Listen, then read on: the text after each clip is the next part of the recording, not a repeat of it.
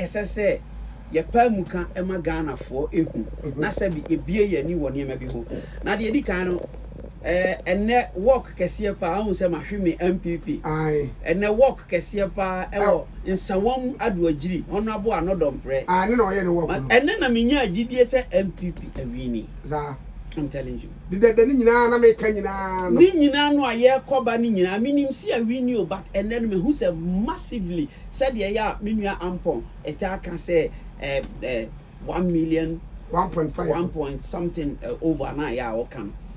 enipa ba ye no na utimi say anodom prayer bema ye nante ya utimi say akwa ni jane na so na anodom prayer nso enipa enema ni je rough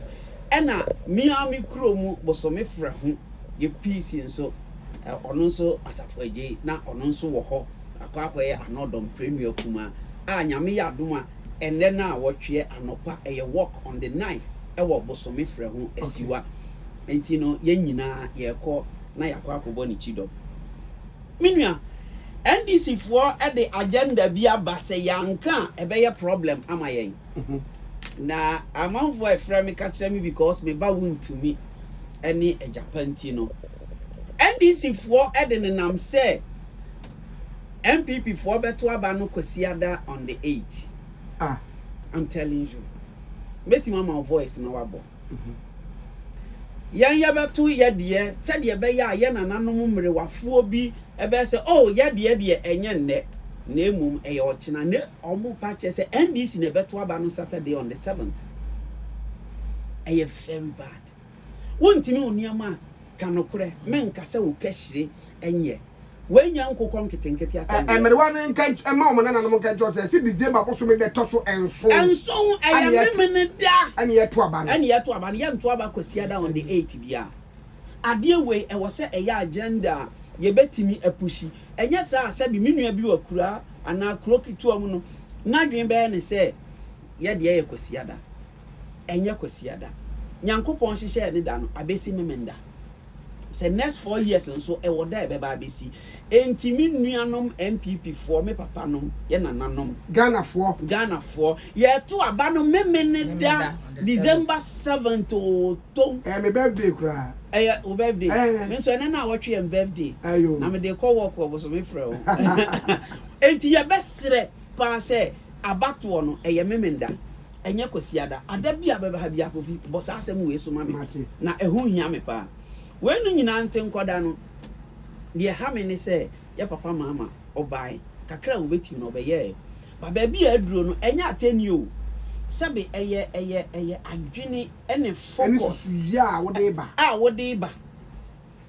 en sa woni mi nyina be ya adwene a eniema Dr. Kwame Nkrumah be ye no MPP for na sorry NDC for na betonto ni nyina during ya papa Rollins time ntoy kra tuntum masofo ni bi no masore eti aban kwahu enti se eno no ne asem no efi se eba sa na ye se naban eba ene ye ma no kwan na de ya na eye me ya se bi ye nuanom Ghana fo okọ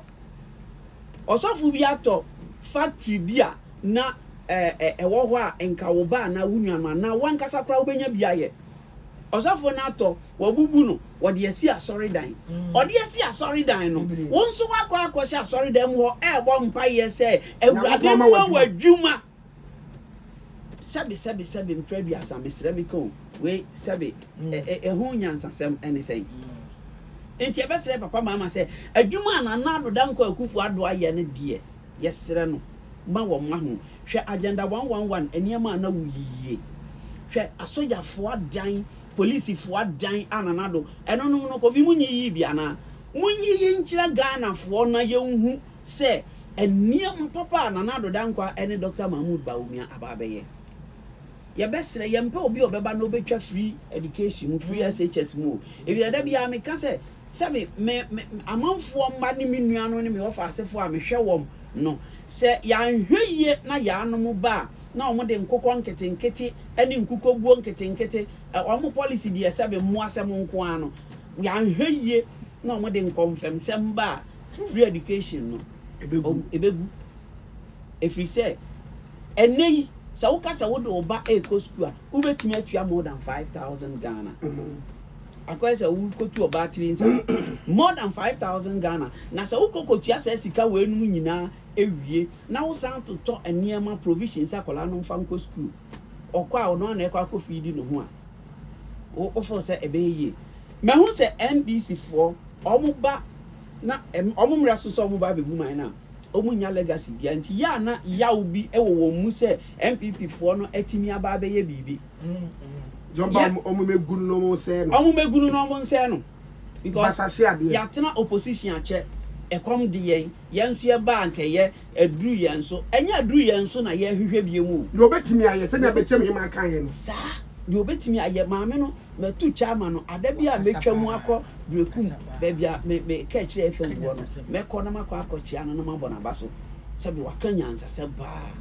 na dwini mu edo no wa kire se wo ye obatan efri se MPP about aban no about time for party o MPP party say ye nimu a about time for party enya dum so party o enti say no restart no anasa reset no or the em ba be ko dum so mu back na enu asem no say de na menu aba na otia no o kan o say ye ma no bi kura nim de ye frɛ no dum so hwa sofa manfo asofa Ghana si ni nyina abegu de ma menko ye sector Ghana si ni nyina abegu ejina dum so because I can't remember say me kokotwa movie be 2014 2012 13 14 and 15 me twa enkoyie na minia me chese dum so ema bibia etofom enti no ye besere say mamu maye nsa nkoye chi nkonkope enkokon nketenketi o na emwa yen ana mesere MPP for say yene ayeto abama MPP no yen yenim ye ho ana mo ye den yanso a MPP for dog so che NDC for na yen MPP for no mistake a ye ne say mento minya hwe mento sabio enya hwe a ye nya yo aban no nya banko ade a wunya ho profit but one hwe ya wadwene ye wo say wunti fie ne ye de bibia ba be hye wo nsam na ya kan sika bia ma wunti no wunya hwe opa yen chaki say ya omampani adakofo eba ye eniema oba be ye free maternity NHIS school feeding program or they buy teachers training allowance nursing training allowance ya no buy no mbe gu no poto hwe MPP for time on another dan kwade Dr. Bawumia buy hwe niema omo aba abaye akwan a omo aba abaye na hwe free SHS omo de aba afi kwa de ya no so omo na de buy enti no yantonyo emfre wom wabra ye nyina ye papa mama ye new history say free SHS no wuko obi wo northern region na mesre pa say ye nuanom nkramofo midi nyamidi nsre se camera no bedu ho krampo a enka mebu nkotodwe na masre ye nuanom nkramofo say se de ye de amuni o me ya wo me kumase tafu zongo me ye zongo boy o tina tia wo zaza enti no ye de amuni o eti kana wo za kire wo mo ye de amuni o me kana house a kire o me ba enti no say ya hwe ye sabe mesra mika say a Christopher agenatum na ye nim say aha ye a Christopher enkramufo amamufo ene nananom eman na say Christopher age no atumu a ade enti na nkramufo ya nyinu ntum first time akramoni e ba be ye president wo Ghana na obi ni me ji achi say Dr. Hila Liman na no sorry no a Roman ni sabe we are not na nkyere say we are kramoni nya not na bia na we are kramoni enti ye besere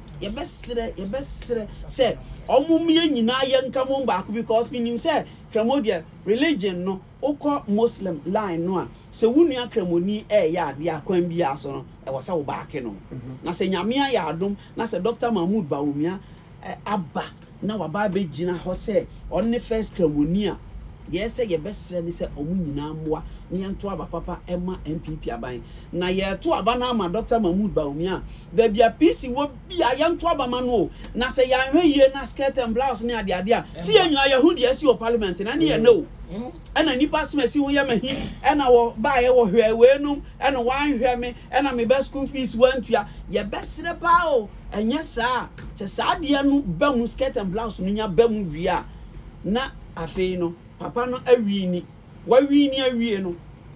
na the akano any say a month for eba bembano close marking and I say omobabe ye enyema bi basabasa ewo parliament enti MPP 4 e besramo nkoto dwegu fom mumianto abayiye o ensa danse yam mumianto aba ne ye ena mema na ha obi beka so hene ena ye politics dey no ye nyina no enimade ye na o ye na ni ya wonka na be tell me magasa ye onka sabe ono so e you see enti no mumma ye nyina yanka mom ni yanto aba papa ma Dr. Mahmoud Bawumia right na ya hweye na wotire fie na obi kokoto abano mawa ka hu se odachi ana nipa no oto asay no but I say eno